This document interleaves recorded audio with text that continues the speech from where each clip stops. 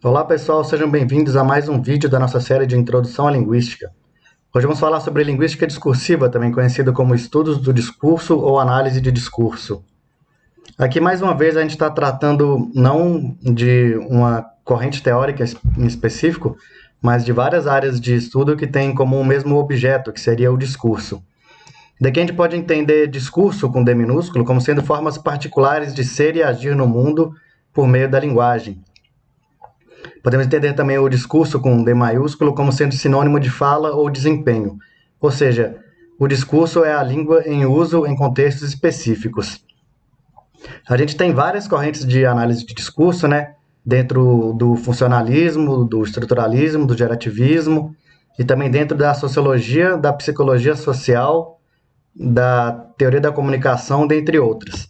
Aqui a gente vai tratar especificamente de algumas áreas da análise de discurso orientada para o texto, né? Ou seja, daquela análise de discurso que leva em conta fatores linguísticos. Eu separei aqui várias correntes de estudo, né? Traçando uma linha cronológica entre elas e fazendo também a diferenciação entre abordagens críticas e não críticas do discurso.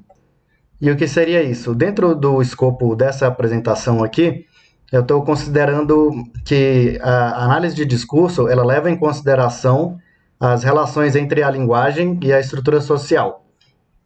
No entanto, as abordagens não críticas elas não vão tratar especificamente da linguagem enquanto uma forma de ideologia. Então, a análise de discurso crítica, de base crítica, elas têm em comum esse interesse em demonstrar como que a linguagem atua para a criação e a perpetuação de ideologias e para representar e materializar relações de poder. Em outras palavras, as vertentes não críticas da análise de discurso, elas vão evidenciar certas estruturas sociais, mas elas não têm como objetivo criticar essas estruturas sociais. Bom, primeiramente vamos tratar aqui de uma abordagem de análise de discurso proposta por Sinclair e Coulthard nos anos 70, que seria uma descrição de discurso de sala de aula. Eles pegaram esse objeto específico de discursos de sala de aula, em que a gente tem uma relação de poder, né, bem evidente aí, né, na relação professor-aluno, e eles vão tratar o discurso mais de uma maneira formal, evidenciando como que esse discurso se compõe. Então, esses autores colocam uma escala hierárquica, onde eles vão analisar uma sentença dentro de outra, do ponto de vista funcional, porque eles fazem até um paralelo com a questão da linguística formal, que você tem o texto, dentro do texto tem sentenças, dentro das sentenças tem orações, dentro das orações tem sintagmas, e dentro dos sintagmas teria os morfemas. No estudo de discursos, a gente teria essa unidade maior que é a aula, né? A aula como um texto oral. Dentro da aula, a gente tem as transações, que as transações são compostas de trocas, que por sua vez são compostas de lances e atos. Para dar um exemplo aqui, a gente tem um exemplo que é dado por Sinclair e Coulthard, dentro das observações que eles fizeram em sala de aula, que o professor diz: você pode me dizer por que você come toda essa comida? Aí o aluno: para ficar forte. O professor: para ficar forte, sim, para ficar forte. Por que você quer ser forte? E a gente vê aqui que a conversa ela é estruturada em lances, né? A gente tem um lance iniciador, dentro da classificação deles é um tipo de lance, né? O professor tenta iniciar um diálogo e daí dentro desse lance a gente tem a resposta do aluno e o retorno. Então esses seriam os atos, né? O iniciador, resposta e retorno. E depois o professor já emenda fazendo um outro lance. Então o lance ele é composto de trocas discursivas, né? O discurso seria formado por esse jogo de trocas, né? Em que você está sempre oferecendo algo ou demandando algo em um lance que você faz. Isso se relaciona muito com a gramática sistêmico-funcional. A gente viu um pouco de linguística sistêmico-funcional na nossa aula sobre funcionalismo, e mais ou menos nessa época aí, na Inglaterra, quando estava se formando essa ideia de uma gramática sistêmico-funcional, a gente tem a abordagem também de Sinclair e Coulthard usando alguns princípios dessa gramática, que vai entender a gramática como sendo esse jogo de trocas, né? Esse jogo de demandas e respostas. E analisar as sentenças do ponto de vista funcional delas. Qual que é o objetivo do falante quando ele faz esse lance, quando ele faz esse enunciado, e quais são as respostas possíveis dentro do discurso.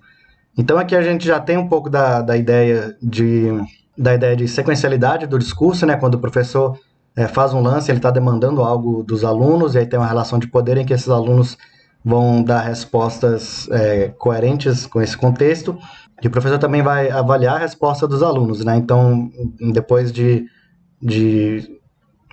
terminado esse lance, ele também tem esse poder de fazer uma avaliação em cima daquilo que foi dito, né? E de responder aquilo que foi dito iniciando um outro lance. Daí a gente passa para a análise da conversação. A análise da conversação é uma teoria que também se desenvolveu nos anos 70 dentro da sociologia, né, dentro de uma abordagem teórica chamada de etnometodologia. E a análise de conversação, ela tem como objeto, como o nome diz, a conversa. Né? Então, ela está preocupada em analisar conversas orais, informais, né, para chegar nessa noção de discurso. E daí a análise de conversação vai trazer alguns conceitos que são importantes para a análise de discurso. Ela vai analisar, por exemplo, a abertura ou fechamento de conversa, né? Como que os falantes fazem para abrir um canal de comunicação ou para fechar o canal de comunicação. Isso tudo tem correspondentes, né, dentro da linguística, dentro da gramática. Também a noção de turno conversacional, como que os falantes fazem para alternar turno, né? O falante ele concede turno, ele toma o turno do outro, algum dos falantes controla a troca de turnos. E daí a noção também de sequencialidade, tudo que você diz implica uma resposta, essa resposta é quais são as formas possíveis de responder aquilo que foi dito.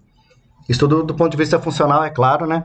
Você fala algo, isso tem uma determinada função, e ela vai também delimitar aquilo que pode ser dito logo em seguida. E geralmente essas expectativas são cumpridas, né?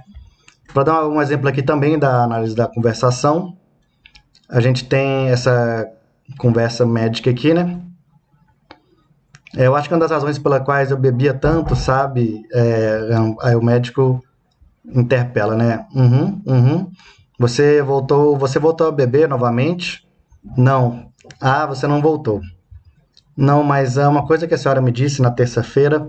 Então aqui a gente vê como funciona essa troca de turnos. Também existe aí uma relação de poder, né, que controla esses turnos. E analisando esses elementos, a gente pode classificar eles, por exemplo, aqui na primeira frase tem uma hesitação. E isso é uma das maneiras de trocar o turno, né? O paciente ele faz uma hesitação, o médico toma o turno dele e aí inicia uma nova conversa, iniciando um novo turno, e com isso ele insere uma pergunta, e essa pergunta tem uma resposta. Então, sempre esse jogo de trocas, né? Que as pessoas vão transferindo o turno da conversação ou tomando para si o turno da conversação, e com isso a conversa vai fluindo e dentro de regras específicas que ela segue, né? Daí a gente tem outra abordagem que foi empregada por Labov e Fanchel também nos anos 70, né, final dos anos 70, que seria uma análise de discurso de entrevista psicoterapêutica. E daí eles vão trazer outros conceitos importantes para análise de discurso, né, como por exemplo o conceito de moldura. Então toda conversa, né, toda troca discursiva, ela se dá dentro de uma moldura. Por exemplo, a sessão de terapia seria uma entrevista, uma conversa informal. E essa moldura, ela vai determinar um estilo próprio para cada uma, né? Então, o estilo seria as formações discursivas, as formações gramaticais, que são típicas daquela moldura, o tipo de controle de turno nessa conversa, e o controle temático também, né? A delimitação dos temas e do que pode e não pode ser dito dentro daquele contexto. Outra coisa importante é que eles passam a dar muita ênfase também para aquilo que eles chamavam de canal paralinguístico, né? Então, além da análise dos fatores linguísticos, né, fatores mais próprios da gramática e da pragmática da língua, existe também a análise do canal paralinguístico, que seria, por exemplo, entonação, hesitação, postura, linguagem corporal, expressões faciais, esse tipo de coisa, também está envolvido, né, na sessão de psicoterapia e também é analisado dentro da análise de discurso, não só dentro da psicologia, mas também dentro da análise de discurso, isso é levado em consideração. E aí esse discurso não só é descrito e analisado, mas também tem um procedimento que eles chamam de expansão, né? Você vai pegar aquele trechinho que você analisou e vai expandir aquilo, né, para o contexto mais de estrutura social. Então a gente vê que cada vez mais essas abordagens, né, vão tratando mais do contexto, mais tentando expandir essa análise de discurso para dar conta, né, do fenômeno social como um todo. E daí a gente vai para a análise, né, desenvolvida por Potter e Wetherell, né, também mais ou menos, né, nessa época, que é uma abordagem dentro da psicologia social. Então a gente tem, como a gente viu aí, tem vertentes que vêm da linguística, né, vêm da sociologia e, no caso aqui, da psicologia social também. E daí eles chamam atenção para o fato de que é possível analisar não apenas a forma do discurso, como a gente viu até aqui, mas também o seu conteúdo, ou seja, fazer análise e comentário dentro do sentido daquilo que foi dito, né? Então, a análise de discurso para eles deveria abordar tanto a forma quanto o conteúdo. Então, todos esses aspectos formais que a gente viu até aqui, alinhados não só com o contexto, mas também com o próprio significado daquilo que está sendo dito, né? E daí traz alguns conceitos não só da pragmática, mas também da semântica, como, por exemplo, o conceito de metáforas. Potter e Wetherell, eles desenvolvem um bom arcabouço assim, sobre a análise de metáforas, que a gente entende aqui metáfora não apenas como uma figura de estilo, né, na literatura, mas como formas de interpretar e de representar o mundo. Tem um exemplo que eu dei numa das aulas anteriores, né, quando você fala daqui para frente. Isso é uma metáfora, né? Você está pegando o para frente, que tem um conceito, uma ideia de espaço, e está aplicando isso para o tempo. Isso aí são maneiras da gente construir a própria linguagem e de construir as relações também no meio social, através de metáforas. Tem inúmeros outros exemplos que eu poderia dar aqui, mas vamos deixar isso para outro momento. Agora vamos falar das abordagens críticas do discurso, né? Na virada dos anos 70 para os anos 80, a gente tem uma guinada crítica na linguística inglesa que vai dar origem aí à linguística crítica, linguística sistêmico-funcional e a análise de discurso crítica. A gente tem alguns nomes importantes aí que foram fundadores da linguística crítica, como, por exemplo, Fowler, Hodge e Kress. E o que seria essa guinada crítica? Primeiramente, eles vão se opor ao que eles vieram chamar de dualismos da linguística formal, né? Dualismo de sistema e uso, de forma e conteúdo. Com relação ao sistema, a gente já viu aqui que sistema e uso são chamados respectivamente de língua e fala, ou langue e parole, ou competência e desempenho, né? O sistema são as regras da língua e o uso é como a língua se dá de fato num contexto situado. E também o dualismo entre forma e conteúdo, né? Como a gente vem dizendo aqui nessa aula. A análise formal da língua ela é importante, mas ela é importante justamente porque ela está intimamente relacionada com o conteúdo e com a estrutura social. Então, em conformidade com algumas outras correntes funcionalistas que a gente viu na aula sobre funcionalismo, né? A linguística crítica vai entender que a estrutura social condiciona a língua, né? Ela que dá origem a certas construções linguísticas, e não o contrário. A linguística crítica vai chamar a atenção aqui para o uso ideológico da gramática e do vocabulário. Aí, mais uma vez, de acordo com essa gramática sistêmico-funcional que eu comentei, né? Ela vai evidenciar certos padrões formais na língua, que esses padrões eles têm um uso ideológico dentro do discurso, ou seja, dentro do contexto social cultural que está sendo empregado. Então, além de analisar como que essa gramática, como que esse vocabulário estão sendo empregados dentro do discurso, né, dentro do contexto social, eles também vão chamar a atenção para como que essas estruturas são usadas ideologicamente em relações de poder, em relações sociais.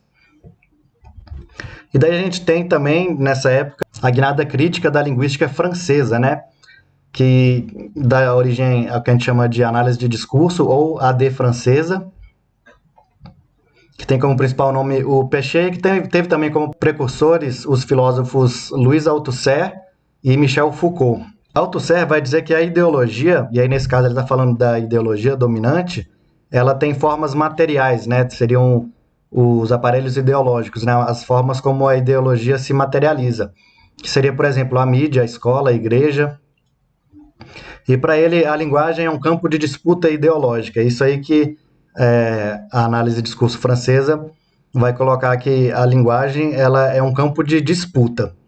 E, além disso, a linguagem ela vai materializar a ideologia, né? Uma das formas como a ideologia se materializa é por meio do discurso. E daí vamos pegar também emprestado do Foucault a ideia de formações discursivas, né? Que são discursos particulares que estruturam papéis sociais e relações de poder. E daí, por fim, a gente vai para a análise de discurso crítica, que é uma vertente que vem dessa escola inglesa e que foi melhor sintetizada por Norman Fairclough em 89. A análise de discurso crítica ela vai trazer aqui um novo objeto de estudo para análise de discurso, que é o que eles chamam de prática social. Então, a prática social seriam maneiras particulares de agir e interagir no mundo, e eles conceituam o discurso como sendo a parte da prática social que está envolvida com a linguagem. Então, a prática social ela tem vários componentes que são interrelacionados, um deles sendo a linguagem. Então, como a prática social é uma forma de agir, de interagir, representar e identificar, por meio da linguagem a gente vai agir, interagir, representar e identificar. E a parte da prática social que lida com a linguagem é chamada de discurso.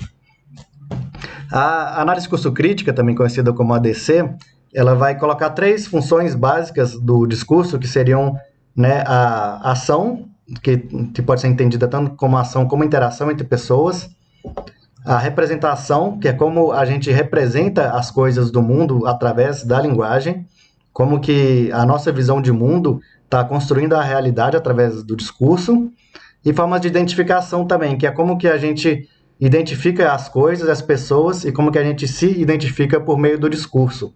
Um exemplo disso seria a polarização política, né? A pessoa vai xingar a outra de esquerdista, ou de comunista, ou de fascista.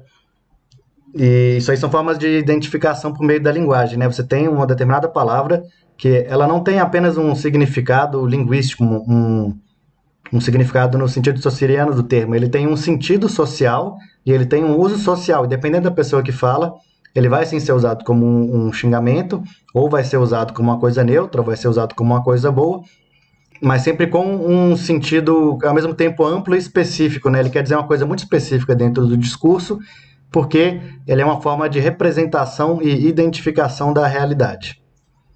Bom, isso aqui foi um breve resumo, né, sobre essas abordagens de discurso que eu trouxe.